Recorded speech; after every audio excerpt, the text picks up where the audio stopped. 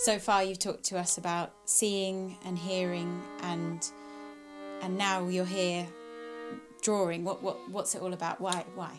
Okay. All of us are born with, if we're completely lucky, all five senses.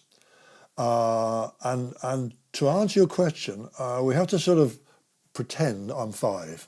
I'm back in Suffolk as a little kid, and I've got some paper and I've got a thing to make some marks on paper with.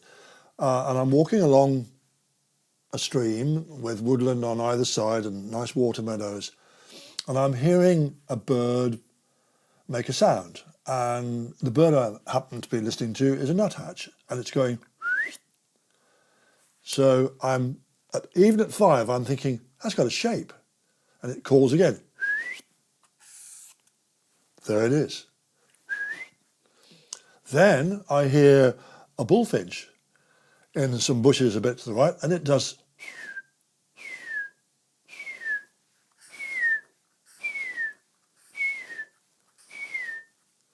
And I did that when I was five. So I was drawing sound, and there was no purpose to it except I was just responding. I wasn't thinking like, I'm going to be a famous composer or a visual artist. I was just thinking, something's happening. I want to respond to it. I want to record it. I got the paper and I got a pencil, and I did that. And I also noticed that certain birds, like a blackbird, when it's alarmed, just goes tick, tick, tick, tick, tick. So already I've got a repertoire of shapes, and I'm suddenly realising for the first time that sound has shapes.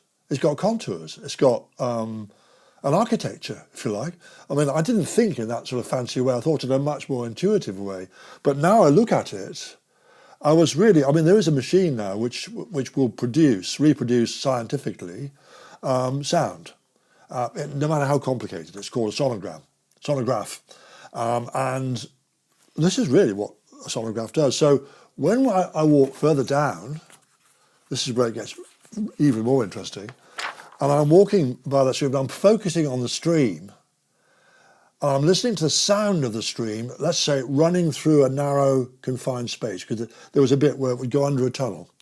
And so the water squeezed into this tunnel, and it's making a sound which I could only, as I did then, draw.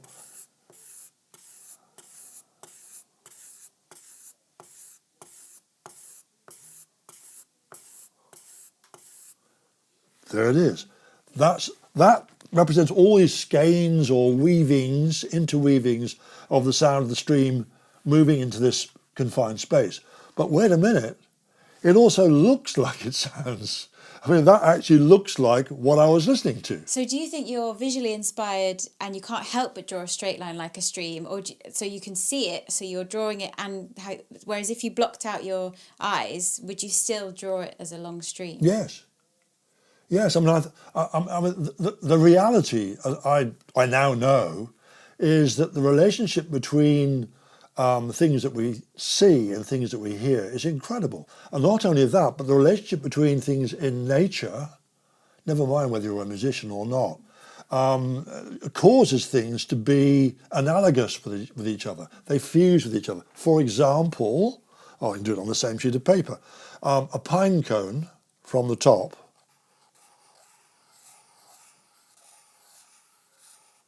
It's arranged with its little elements in that order.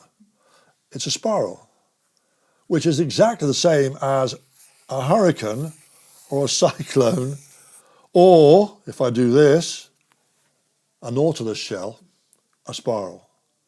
Or if I do that, and I look at a convolvulus climbing up, and I look at it from the top, there's the top of the thing, it grows up in a spiral. Now these are what I call fusion principles of things. When something fuses, it means they oughtn't to, but they do link. Actually, one thing is equal to another. So that analogousness between the sound of something and the look of something turned me on in a big, big way. And then, of course, I looked at that and I was somewhere else in the stream, and by the side of the stream, I see this tree's growing, and I look at the tree growing. It's an old willow tree, and I draw the amazing texture of the bark. Halfway up, there's a branch that's fallen off, and there's a hole there where, and then it branches out up here like this, etc., and there's the bank. But if I turn that this way, there's the stream. There's something causing a little eddy in the stream, and there's the stream spreading out.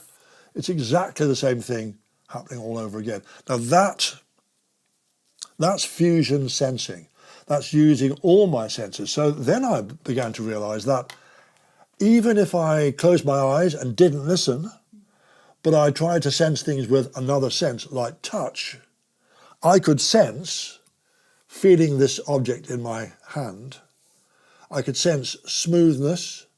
I could sense its geometry. I could sense that it was elongated. So when I open my eyes, I don't even need to do that anymore. I can sense that it's got smoothness, so it's got geometry, and it's got length of time. In music, we call that duration. So then I began to realize some other things started coming into my mind. I was thinking as I was doing all these drawings, some of the sounds are louder than other things. So, for example, if a fox barks only 200 meters away from me, like that, then I'm going to have to make a big mark. And it's not going to be it's going to have a slightly rough edge because the texture of the bark is kind of rough. I mean, a really rough one, like that. But if it's a long way off, if I'm hearing a pheasant cackle, it's going, did it? Now, this is where it gets really, really exciting because this represents, in musical terms, loud, and that represents something soft. But this also now represents foreground, and this represents background. Now, in music, we have this whole thing about there's something very quiet, okay? So that's like these little tiny dots. And here's something very loud. And I think I showed it in one of the previous conversations, this idea of this shape for loud and soft. There it is. This is that's quiet in the distance, and this is loud here, like that. So I then realized that these natural sound was divided into a discrete number of specific shapes or forms or structures. The most basic of which I've already drawn. And I'll illustrate this at the piano a bit later on, but I'll just show you these various stages. So we start off with that single. Interesting that me making the mark also produces that. I can do these two together, and they're completely relative to each other. If it's a loud one, then it's going to have to be a big dot. If it's a quiet one, it's going to be a little tiny dot. Now, these are all, if you can see these, each one of those are also, now I'm going to call these not dots anymore, I'm going to call them points. Because we're getting close to a Russian painter called Kandinsky, I think I might have mentioned him before, who's been very influential to me, on my work, who defined the basic structures of nature as points, lines, and planes. This bowl is full of points. But notice, all these points are of different forms.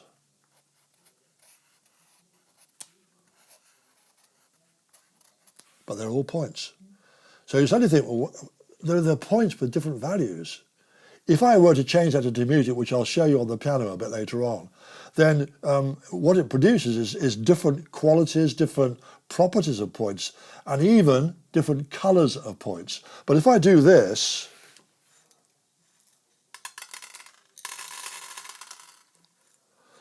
how do you draw what I just did?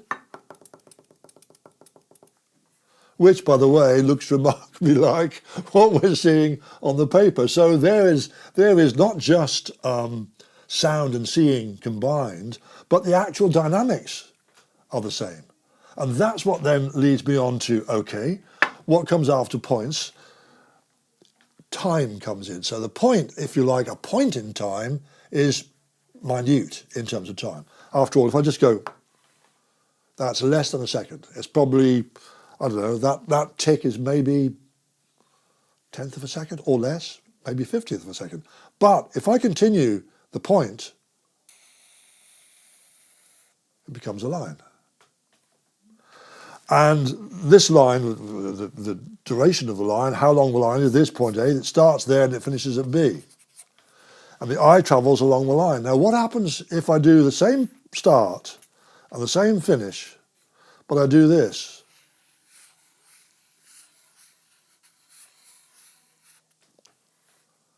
Actually, that's a longer line than that one, although it's been done in the same space of time it took me to do that.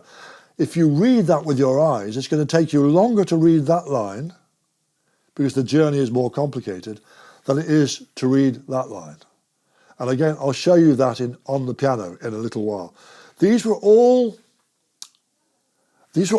in my head when I was a little kid. I was already processing these things. My drawings were providing me with a repertoire of form, a kaleidoscope, an encyclopedia of forms that I suddenly realised could be used musically.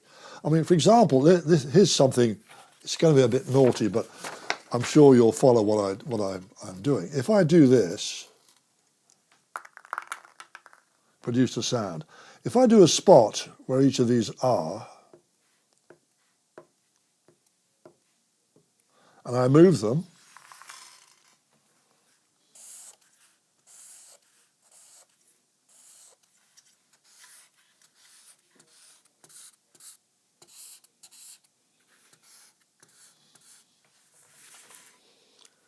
it's music, kids. It's, each of those dots I've given a musical value by saying, okay, they're actually notes. That's higher than that one. That's really low down. That's very close to that one. That's got a space. I've got duration, interval, height, depth. Then, of course, I could, if we slowed that down, different weights of stones would have different dynamics. The heavier the stone, the louder the dynamic. If I drop two stones, one after the other, don't know whether your microphones will pick these up. Let's take a fairly big one. Ready?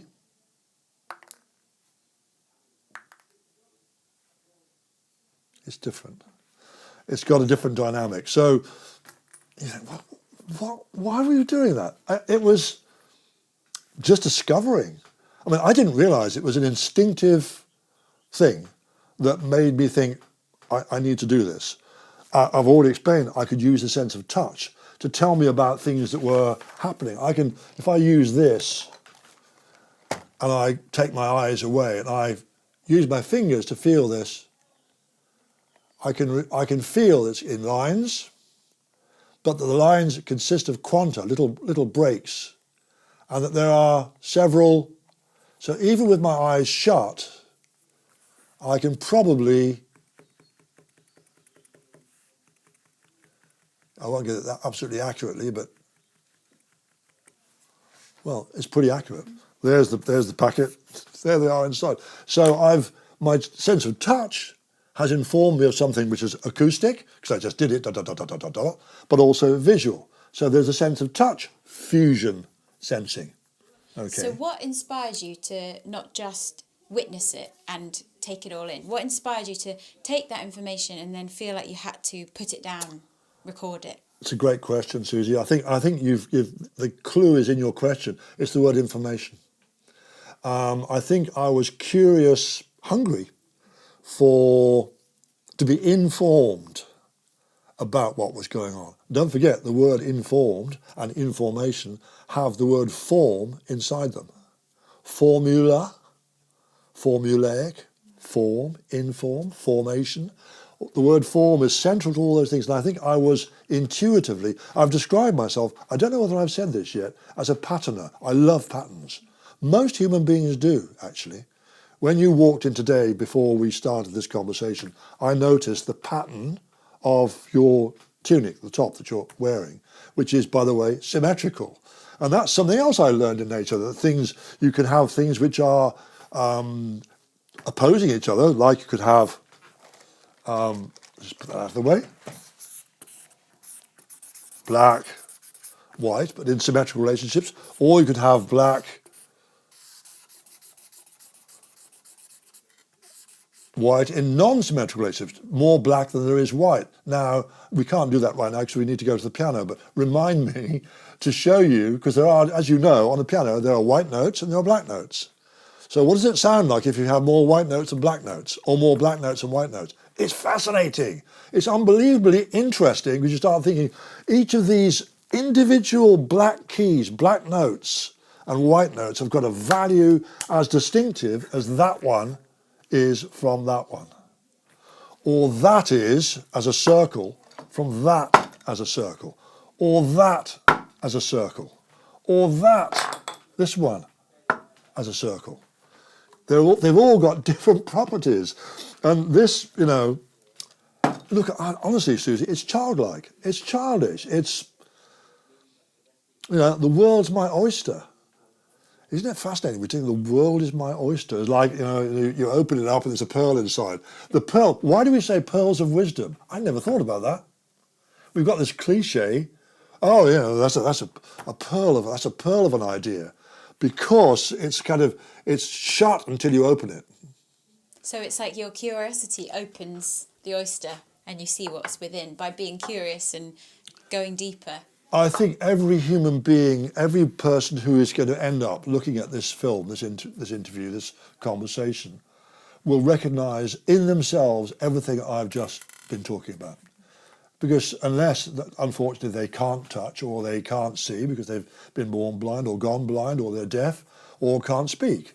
Those of us, as I say, who are lucky enough to have all of the senses, will absolutely recognise everything I've said. Those who may not have one or more of those senses, actually nature compensates. People hear better because they can't see, or they see better because they can't, etc. So there's all those facets. It's primeval, it's ancient, it's anthropological, and like all other listening and sounding creatures, I will use all my senses. Even smell, because smell has shapes.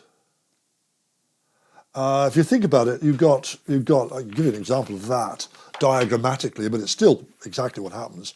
This is a kitchen, okay, and you've got a hob with these things on it, and you've got a pot there, and that one contains meat. We'll call that M. This one's got vegetables. We'll call that vegetables.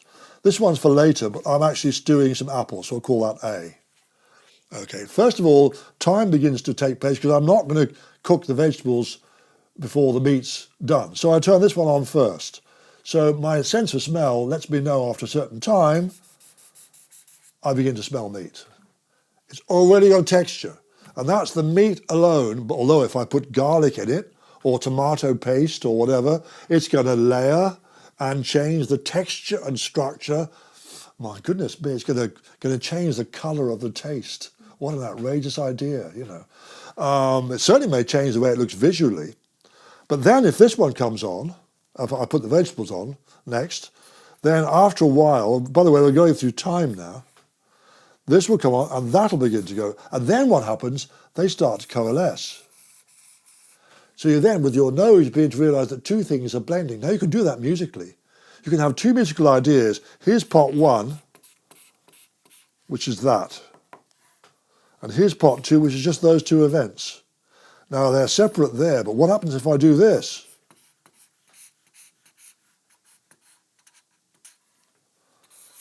Both at the same time. They coalesce, they fuse. And create something new.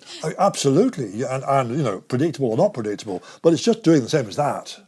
If you go to a third stage and the apples are now coming on, this is already blended, so you've then got the option, this starts to fuse, you've got the whole lot, you've got 3 or 2 or 1 or any combination of them. You may start saying, wow, I can actually smell just the apples and the vegetables, I can't smell the meat. Oh, wait a minute. I can smell the meat and the apples separately, you know. So you're using your nose to sense structures, to sense change, to sense development. And you know, I've already demonstrated you can do it with touch. So there's taste, touch, hearing, seeing, smelling. They're all combined. I'd like, if we can now, to take us to the piano and try and show you, in sound terms, some of the things I've just been talking about here. Let's have a go. Okay, so here we are at the piano now, thank goodness, but back to the 5-year-old kid in Suffolk, listening to the songs of Nuthatch, for example, which has got this rising shape. We can do that. Or the bullfinch coming down.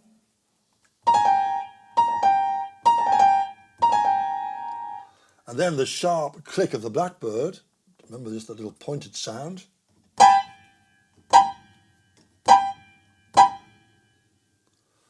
There we have actually two basic forms, a rising form and a falling form.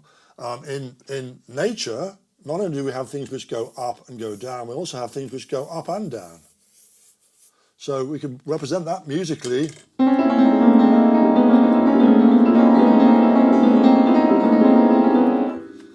And if I do enough of them, you start to get close to my drawing that I did of a stream running through a narrow passage. You get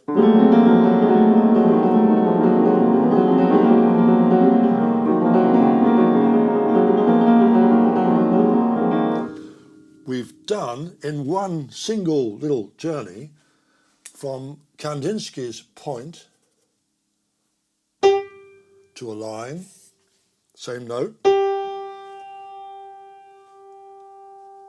to a plane or a texture which is using lots and lots of different notes at the same time.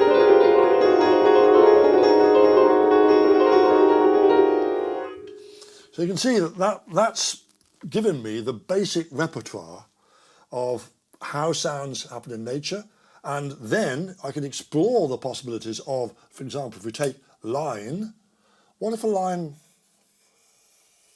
does that? I can read that musically by saying, okay, that point there is my thumb hitting this D here.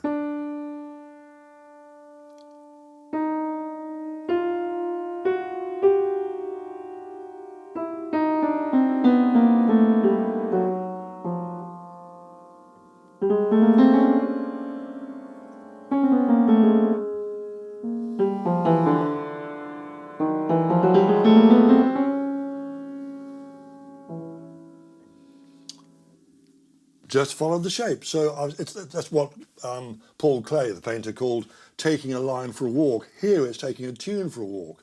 But I also realised in nature, things don't always go that smoothly. Sometimes you will have a sound which starts here, then appears here, drops down there and goes down there. And I can do it this way and have something very expressive and rather beautiful.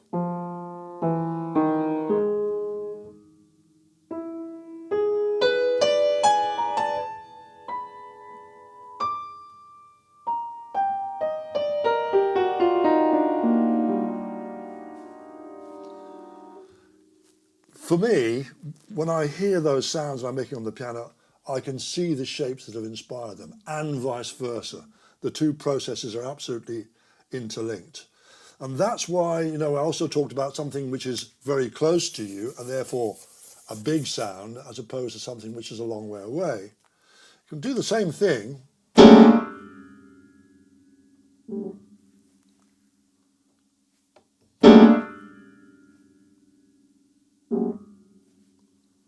Or a big note, a big line, which is close, and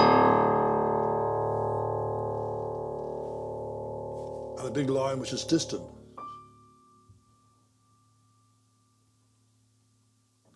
So you see, everything about this keyboard is, to me, just like a piece of white paper, and on which the sounds that I make using the keyboard, but of course it doesn't have to be a keyboard, it could be any instruments, is simply translating or fusing with the visual process.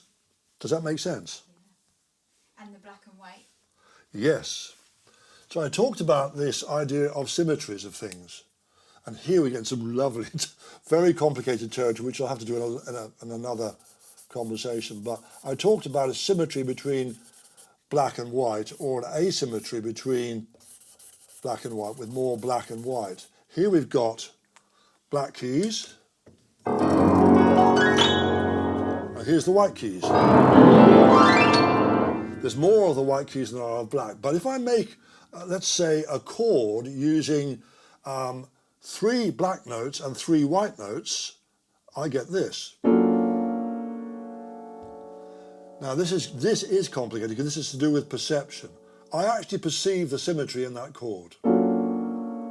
Even though it's a dissonance, I can perceive it's balanced. But if I add 2 more notes of black and only 2 notes of white, so I have 5 black notes and 2 white, listen to what happens.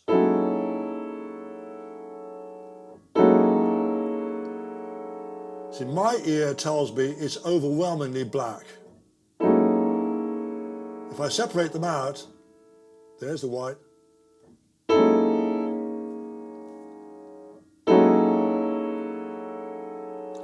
This is the beginning of, if you like, a symmetrical and asymmetrical theory for harmony. I mean, I'm going to talk about harmony in an interview much later on, but that's giving you just a very simple example of this idea of symmetries which relate or don't relate. I could have a symmetry where I have, say, the same 3 notes down here, and I have the same 3 notes up there, but because they're so far apart, the idea of symmetry begins to disappear. In fact, the symmetry seems less as you go away from it.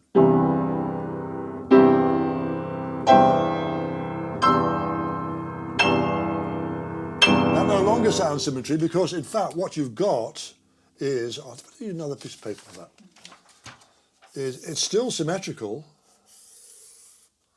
but the symmetry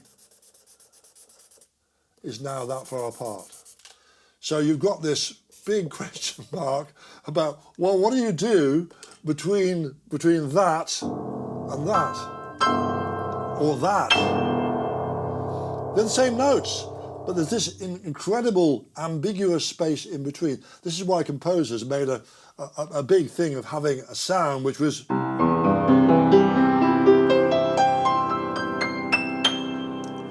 filling in that space. But if you just do that, that's a completely ambiguous space.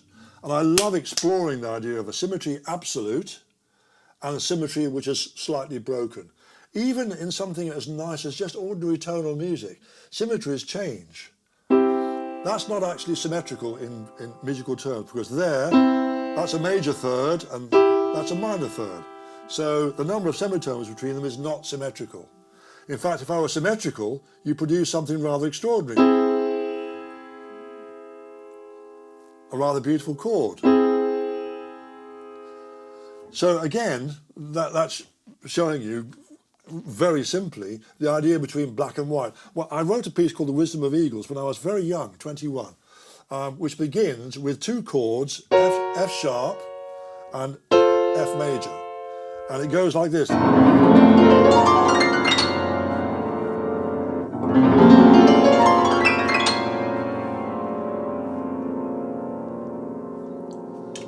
That produces the third option that Kandinsky talks about, which is we've had the points, we've had the line, now we've got the plane, which is all those textures all amalgamating together. And of course, the brilliant thing is you can take any of those out. If I do that again and I let the pedal off slowly, you'll hear something remarkable. You'll hear the filter of silence, which is beautiful.